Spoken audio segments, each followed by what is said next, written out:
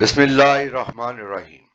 سچ too much میں خوش آمدید اور احمد محمد کی جانب سے السلام علیکم ناظرین۔ جب بھی دسمبر کا مہینہ آتا ہے تو پاکستان کی تاریخ کے دو سیاہ واقعات خود بخود ایک گلی سڑی لاش کی طرح سیاست کی سطح پر تیرنا شروع کر دیتے ہیں۔ ان میں سے ایک واقعہ تو بالکل تازہ ترین ہے، مگر شاید پاکستانیوں کو وہ واقعہ بھی یاد نہیں رہ گیا۔ وہ تھا جی 16 دسمبر کو، جب پشاور میں سینکڑوں معصوم طلبہ، معصوم بچوں اور ان کے اساتذہ کو شہید کر دیا گیا، اور بہت بڑی تعداد میں بچے شدید زخمی بھی ہوئے۔ دوسرا جو سیاہ واقعہ وہ بھی 16 دسمبر کا ہی ہے، جب 1971 کو پاکستانی فوج نے ڈھاکہ میں بھارتی فوج کے سامنے ہتھیار ڈالے۔ ان دونوں واقعات میں تاریخ ایک جیسی ہے، مگر ان کا جو تناظر ہے وہ بہت مختلف ہے۔ بہرحال اس ویلاگ میں ہم بات کریں گے صرف مشرقی پاکستان کے واقعے کی، جب پاکستان کو 1971 میں ڈھاکہ میں بھارتی فوج کے سامنے ہتھیار ڈالنے پڑے۔ یہاں پر آپ کو اسکرین کی دائیں جانب مشرقی پاکستان کا جو اس وقت کا جو صدر مقام تھا ڈھاکہ وہ نظر آ رہا ہوگا۔ اس واقعے میں جو بہت ساری وجوہات تھی اس کی بیک گراؤنڈ میں، جو ایک وجہ ہمارا جو آپس میں ثقافتی فرق تھا وہ بہت اہم تھا، لیکن جو اصل ایک بہت بڑی وجہ تھی وہ تھی جی دونوں یعنی کہ ونگز کے درمیان بہت زیادہ فاصلہ۔ آپ دیکھیں یہاں پر، آپ غور کریں، یہاں سے یہ مغربی پاکستان ہے، یہاں پر آپ کو نظر آ رہا ہوگا، اور یہ مشرقی پاکستان ہے، اور اس کے درمیان یہ جتنا بھی علاقہ نظر آ رہا ہے یہ سارے کا سارا بھارت کا علاقہ ہے۔ یعنی کہ پاکستان جو بھی رابطہ رکھنا چاہتا تھا تو اس کے لیے بھارت کے اوپر سے ہی پاکستان گزر کر مشرقی پاکستان تک جا سکتا تھا، یا مشرقی پاکستان والے مغربی پاکستان جا سکتے تھے۔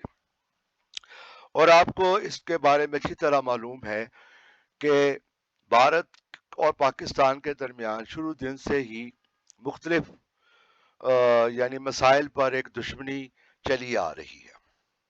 بہرحال ناظرین، اب آپ کے اس ویڈیو میں آگے بڑھتے ہیں۔ میں آپ کو اصل میں بتانا چاہ رہا ہوں کہ فاصلہ تھا کتنا۔ اب یہ فاصلہ آپ اس طرح دیکھیں کہ ایک اور چیز جو ہے، میں آپ کو مزید آگے چلنے سے پہلے میں آپ کو بتانا چاہوں، لوگوں کو، بہت سارے لوگوں کا خیال ہے کہ کراچی سے ڈھاکہ تک کا یعنی کہ مشرقی پاکستان تک کا فاصلہ کم ہے، اور لاہور سے یعنی کہ کراچی سے مشرقی پاکستان کا فاصلہ کم ہے اور لاہور سے زیادہ ہے۔ حالانکہ ایسا نہیں ہے۔ یہ پہلی بات میں آپ کو کلیئر کر دوں۔ کہ لاہور سے ڈھاکہ تک کا جو فاصلہ ہے وہ آپ یوں سمجھ لیں، لاہور سے ڈھاکہ تک کا جو فاصلہ ہے وہ تقریباً 1800 کلومیٹر ہے۔ یہ سمجھ لیں، یہ میں ذرا لکھنے کی کوشش کر رہا ہوں، یہ ماؤس سے اتنا اچھا نہیں لکھا جائے گا۔ بہرحال یہ لے جی، لاہور سے مشرقی پاکستان کا جو فاصلہ تھا وہ 1800 کلومیٹر ہے اگر وہ بائی ایئر جایا جائے۔ اور کراچی سے، یہ میں آپ کو کراچی دکھا رہا ہوں جی، کراچی سے جو اس وقت کا مشرقی پاکستان ہے اس کا جو فاصلہ تھا اس زمانے میں تقریباً کراچی سے ڈھاکہ تک کا جو فاصلہ تھا وہ تقریباً 2400 کلومیٹر ہے۔ 2400 کلومیٹر۔ ایک تو یہ بات ہے جو اہم معلومات ہے، یہ میں آپ کو بتانا چاہ رہا تھا۔ ایک تو یہ بات آپ کلیئر کر لیں، یہ بنیادی سی معلومات ہے، مگر یہاں پر نہ طلبہ کو بتائی جاتی ہیں، نہ میرا خیال ہے کسی کو پتہ ہے۔ ایک تو یہ بات تھی جو آپ کے انفارمیشن میں ہونی چاہیے تھی. اب دوسری جو بات میں آپ کو بتانا چاہ رہا تھا وہ یہ تھا کہ اس زمانے میں پاکستان کے پاس کوئی بھی ایسا ہوائی جہاز موجود نہیں تھا جو مسلسل مغربی پاکستان سے پرواز کر کے مشرقی پاکستان تک جا سکے. اب کرنا یہ پڑتا تھا کوئی بھی جہاز جو پاکستان سے فلائی کرتا تھا وہ پہلے جیسے لاہور سے یہاں سے نیو دہلی جائے گا, پھر نیو دہلی سے آگے ڈھاکہ تک جائے گا. اسی طرح اگر کراچی سے کوئی جہاز پرواز کرے گا تو وہ کراچی سے نیو دہلی یا حیدرآباد, الہ آباد یا ان سے ڈائریکٹ جو بھی فاصلہ بنتا تھا تو یہاں سے وہ فلائی کرتے تھے اور اس کے بعد پھر آگے مشرقی پاکستان تک پہنچے گا. یہ بھی بہت اہم فیکٹر تھا, یعنی کہ ہمارا جو انحصار تھا وہ بھارت کے تعاون پر تھا. اب ہوا یہ کہ جب مشرقی پاکستان اور مغربی پاکستان کے درمیان تعلقات خراب ہوئے تو سب سے پہلے بھارت نے ایک جعلی ڈرامہ کیا, ایک بھارتی طیارہ اغوا کرایا گیا اور وہ طیارہ پھر پاکستان میں لینڈ کروایا گیا اور پھر وہ ایک ڈرامہ ہی تھا, سمجھ لیں کہ وہ جہاز کو تباہ کر دیا گیا. وہیں پر ایئرپورٹ پہ کھڑے کھڑے بھارت نے نہ پاکستان پر الزام لگوا دیا اور اسی بہانے پاکستان, مشرقی پاکستان اور مغربی پاکستان کے درمیان پروازوں پر پابندی لگا دی. یعنی کہ اب مغربی دونوں ملک آپس میں, دونوں ملک کے جو دونوں حصے تھے یا ونگز تھے, وہ بھارت کا جو فضائی حدود ہے اس کو استعمال نہیں کر سکتے تھے. نتیجہ یہ نکلا ہمیں اس کا متبادل راستہ اختیار کرنا پڑنا تھا. اب وہ متبادل راستہ کیا تھا یہ میں آپ کو ایکچوئل نقشے کے ذریعے سمجھاتا ہوں. یہاں سے دیکھیں ذرا, یہ آپ کو اوپر سے, کیونکہ میں پورا کور نہیں کر سکتا, یہ کراچی آپ کو نظر آ رہا ہوگا پائی طرف, یہ جی کراچی, یہاں سے میں نے آپ کو بتا دیا یہ کراچی ہے اور یہاں پر آپ کو نظر آئے گا ڈھاکہ. اب کراچی سے ڈھاکہ پہنچنے کے لیے بھارت کی فضائی حدود کو بائی پاس کرنا ضروری تھا. اب اس کا جو طریقہ کار تھا وہ یہ تھا کہ جو ایروپلین ہے یہاں سے پرواز کرتا تھا کراچی سے اور بھارت کی فضائی حدود سے باہر اڑتے ہوئے یہاں سے وہ جاتے تھے جی یہاں پر کولمبو. یہ کولمبو کی ایئرپورٹ ہے, اس کا وہ نام بہرحال سری لنکن نیم ہے, لمبا سا نیم ہے. تو یہ یہاں سے جاتا تھا. اس کے بعد یہاں سے بالکل بھارت یہاں سے اڑتے ہوئے بے آف بنگال سے خلیج بنگال کے درمیان سے ہوتے ہوئے وہ ڈھاکہ تک جاتا تھا. اس کے بعد جب ہمارے تو ان کے تعلقات زیادہ خراب ہوئے تو بھارت نے مشرقی پاکستان کی بحری ناکہ بندی کر دی, یعنی کہ یہاں سے انہوں نے اعلان کر دیا کہ کوئی بھی جہاز نہیں گزر سکے گا. اب اس کا نتیجہ یہ نکلا, اب میں آپ کو پہلے یہ بتا دوں یہ فاصلہ کتنا تھا. یہ فاصلہ جو ہے یہ بنتا تھا 5000 کلومیٹر سے بھی زیادہ. یعنی کہ یہاں سے جو بھی, اب اس میں مسئلہ یہ تھا کہ ہمارے پاس کوئی ایسے جہاز موجود نہیں تھے, ہوائی جہاز موجود نہیں تھے جو کہ اتنی لمبی فلائٹ کر سکے. اور یہ جو فاصلہ تھا یہ بھی اس کے ذریعے, اس کو حل کرنے کے لیے پاکستان نے ہنگامی بنیادوں پر پی آئی اے کے ذریعے بوئنگ 707 جو جہاز خریدے. یہ آپ کو تصویر نظر آ رہی ہوگی بوئنگ 707 کی. اس سے پہلے جو ہمارے پاس جہاز موجود تھے یہ ہے جی ان کی تصویر نظر آ رہی. یہ تھا جی C-130 ایروپلین. اب C-130 ایروپلین ویسے تو ملٹ, یہ آپ کو پتا ہے یہ پنکھوں والا جہاز آپ کو نظر آ رہا ہے, یہاں پر آپ کو لگا کہ اس میں جیٹ انجن نہیں ہے اور یہ جو پنکھوں والا جہاز ہوتا ہے اس کی رینج کم ہوتی ہے, تو اس کی رینج کم تھی. یہاں پر آپ کو یہ پنکھے لگے نظر آ رہے ہیں, یہ اس کے انجن ہوتے ہیں اس کے ذریعے پرواز, لیکن اس کی رینج کم ہوتی ہے. C-130 بہت زیادہ لمبی پرواز نہیں کر سکتا تھا, تو اس کا نتیجہ یہ تھا کہ C-130 کو راستے میں لازمی کسی جگہ پر رکنا پڑے گا. دوسرا طریقہ کار جو پاکستان کے ساتھ تھا وہ تھا بحری جہازوں کے ذریعے آنا جانا. وہ بھی راستے میں بھارتی بحریہ موجود تھی جس کی وجہ سے, یعنی کہ یہاں سے اگر آپ نکلتے تھے تو یہاں پر یہ سارے علاقوں میں یہ سارے علاقے کے ساتھ ساتھ بھارت کی کوئی نہ کوئی پورٹ موجود ہے. یہاں پر آپ دیکھیں جتنا بھی بھارت کا ساحلی علاقہ ہے تو یہاں سے آپ کو میں نشان لگا کے اس کو دکھا سکتا ہوں. جتنا ساحلی علاقہ ہے یہاں پر ہر طرف بھارت کی جو کوئی نہ کوئی بندرگاہ یہاں پر موجود تھی. یہ کلکتہ کی تو خیر سب کو پتہ ہی ہے.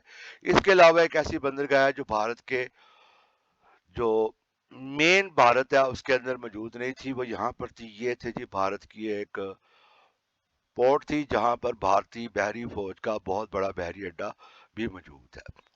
تو یہاں سے بھی یہی مسئلہ تھا کہ یہاں سے بھی گزرنا جو ہے وہ پاکستان کے بحری جہازوں کے لیے ناممکن تھا.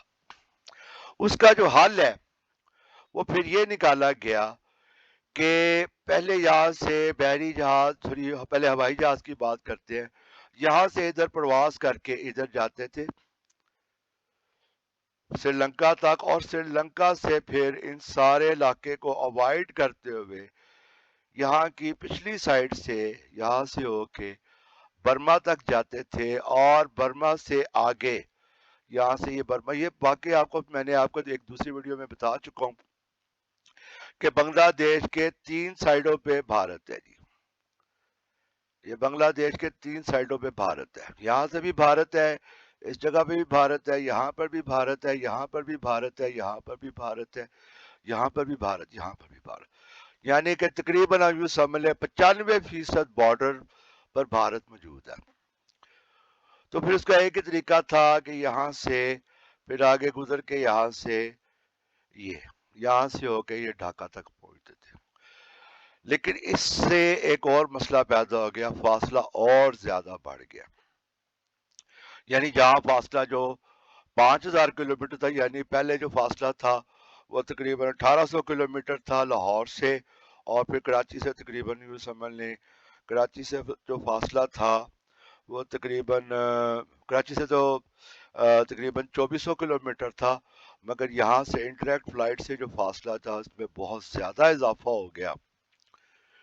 اب کچھ لوگوں کے ذہن میں یہ بات آئے گی اگر کوئی نقشہ دیکھیں گے کہ پاکستان ایک اور طریقہ بھی کر سکتا تھا کہ یہاں سے راول پنڈی سے اسلام آباد سے اس راستے سے بھی جایا جا سکتا تھا.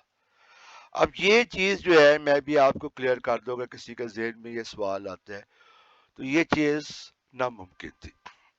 اس کی وجہ یہ ہے کہ یہ جو علاقہ ہے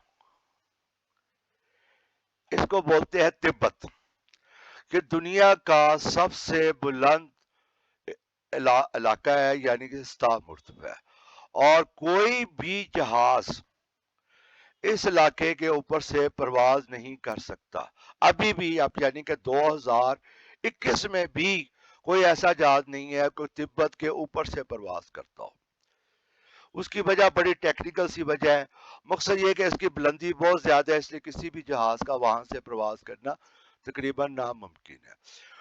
دوسری جو میں آپ کو اس چیز بتاؤں گا وہ یہ ہے کہ اگر یہ ممکن ہو بھی تب بھی ایک بہت بڑا مسئلہ وہ یہ تھا کہ یہاں سے اگر وہ پرواز کر کے اگر یہاں سے گزر بھی جائے یا چائنا سے بھی اگر گزر جائے, اگر وہ کہتے ہیں جی چائنا سے بھی اگر کوئی گزر جائے, چائنا سے بھی ہو کے جائیں گے, تو آگے جو اگلا جو علاقہ تھا یہاں سے یہ جو جگہ بنتی ہے یہ جگہ یہ بھی سارا بھارت کا علاقہ ہے, اور بھارت نے کسی صورت میں پاکستان کو یہاں سے گزرنے نہیں دینا تھا.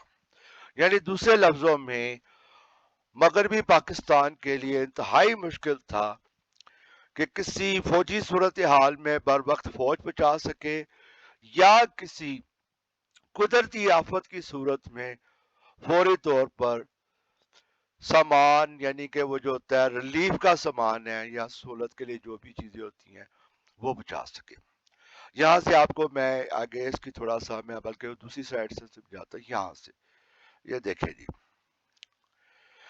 یہاں سے دیکھیں گے آپ کو بات کلیئر ہو جائے گی. یعنی کہ دوسرے لفظوں میں اب آپ کو تھوڑا سا میں آپ کو سمری بتانا چاہ رہا. یہاں سے آپ دیکھیے گا, یعنی کہ پاکستان جب حالات زیادہ کشیدہ ہوئے تو پاکستانی کے پاس جو راستہ تھا وہ یہ تھا, یہاں سے سری لنکا سری لنکا سے پھر لمبی پرواز کرتے ہوئے بھارت کی حدود سے باہر رہتے ہوئے یہاں سے وہ جاتے تھے رنگون، اور رنگون سے اور یہاں سے پھر آگے چٹاگانگ سے آگے کومیلا، اور یہاں سے بھی دیکھیے گا یہ جو اگرتلہ کا علاقہ نظر آ رہا ہے نا، یہ بھی بھارت کا علاقہ ہے، اور یہاں سے پھر آگے ڈھاکہ، یہ رستہ تھا، اور یہ 6,500-7,000 کلومیٹر کا فاصلہ تھا، اور یہ بہت زیادہ فاصلہ تھا۔ بھارت نے اس فضائی جو پابندی تھی اس کا استعمال کر کے پاکستان کو بہت بڑی مشکل میں پھنسا دیا، اور اس کا نتیجہ کیا ہوا؟ اس وقت مشرقی پاکستان پر 2 آفات آئی۔ پہلی آفت آئی 1970 کے اینڈ میں، جب وہاں پر اس وقت کے دور کا ریکارڈ طوفان آیا، یعنی کہ سائیکلون آیا۔ اس سائیکلون کا نام تھا بھولا۔ اب بھولا نام سے بھولا تھا، لیکن اصل میں بھولا نہیں تھا۔ بھولا نے مشرقی پاکستان میں بہت زیادہ تباہی مچائی، اور کچھ اندازوں کے مطابق 15 لاکھ تک لوگ اس میں مارے گئے۔ اب اس کے بعد جو لوگ بچ گئے ان کا بھی بہت برا حال تھا، ان کو ریلیف ورک کی ضرورت تھی۔ اس وقت تو خیر کسی بھارت نے یا کسی اور ملک نے تو مدد نہ کی۔ مغربی پاکستان سے جو بھی وسائل دستیاب تھے اس کے ذریعے انہوں نے وہاں تک سامان پہنچانے کی کوشش تو کی، مگر وہ فاصلہ بہت زیادہ ہونے کی وجہ سے کوئی بھی مدد بر وقت نہ پہنچ سکی، اور اس بر وقت مدد نہ پہنچنے کا نقصان یہ ہوا کہ بنگالی بھائی جو تھے وہ ہم سے بہت زیادہ بد دل ہو گئے۔ اس کے علاوہ جو زہریلا پروپیگنڈا کیا جا رہا تھا اس میں بہت سارے فیکٹرز تھے، اس میں یعنی کہ بھارت نے بھی کوئی اپنے کو ریڈیو شیڈیو بنائے ہوئے تھے، وہاں سے بہت زیادہ پروپیگنڈا کیا گیا۔ اس کے علاوہ وہ ایک لمبی کہانی ہے۔ بہرحال میں صرف آپ کو یہ بتانا چاہ رہا تھا کہ اس زمانے میں جو دستیاب ہو سکتا تھا، چاہے وہ ایروپلین تھے، چاہے وہ کوئی بھی چیز تھی، اس کے ذریعے ہم لوگ جو بھی یعنی کہ کر سکتے تھے وہ سب کچھ کیا گیا، مگر اس کے باوجود ہم مشرقی پاکستان کو مغربی پاکستان سے علیحدہ ہونے سے نہ بچا سکے، اور یہ ہو بھی نہیں سکتا تھا، کیونکہ ہمارے اس وقت کے زہریلے پروپیگنڈے کی وجہ سے کچھ جو مغربی پاکستان میں کوئی لیڈرشپ تھی اس کی وجہ سے، جو سیاست دان تھے ان کی وجہ سے، اس کے علاوہ بے شمار فیکٹرز تھے، ان کی وجہ سے دونوں جو ونگز تھے اس میں رہنے والے دونوں مسلمانوں کے درمیان بہت زیادہ دلی دوریاں پیدا ہو چکی تھی، ایک دوسرے کا اعتماد ختم ہو چکا تھا، اور اس کا نتیجہ یہ نکلا کہ 1971 کا واقعہ ہوا، بھارت کو مداخلت کا موقع ملا، وہ ایک علیحدہ لمبی داستان ہے، وہ ایک علیحدہ بیان کی جائے۔ بہرحال اس ویڈیو کو بنانے کا مقصد صرف اور صرف یہ تھا، اس میں کسی اپنے مشرقی پاکستان کے جو بھائی تھے یعنی کہ بنگالی بھائی ان کے خلاف پروپیگنڈا کرنا منظور نہیں تھا۔ اصل جو وجہ میں آپ کو یہ تھی کہ ایک تاریخی حقائق ہے جس کے بارے میں ہمارے یعنی کہ ہمارے جو موجودہ نسلوں کو اور جو آنے والی نسلوں کو ان کے بارے میں معلومات ہونی چاہیے تھی، اور میں نے دیکھا ہے کتابوں میں بھی اور میڈیا میں بھی یہ معلومات بہت ناکافی ہیں، اس لیے میں چاہ رہا تھا کہ یہ ساری انفارمیشن آپ تک پہنچائی جا سکے اور شاید اس سے کوئی کسی کو فائدہ پہنچ سکے۔ بہرحال اب تک کے لیے اتنا ہی۔ پاکستان زندہ باد، اللہ حافظ۔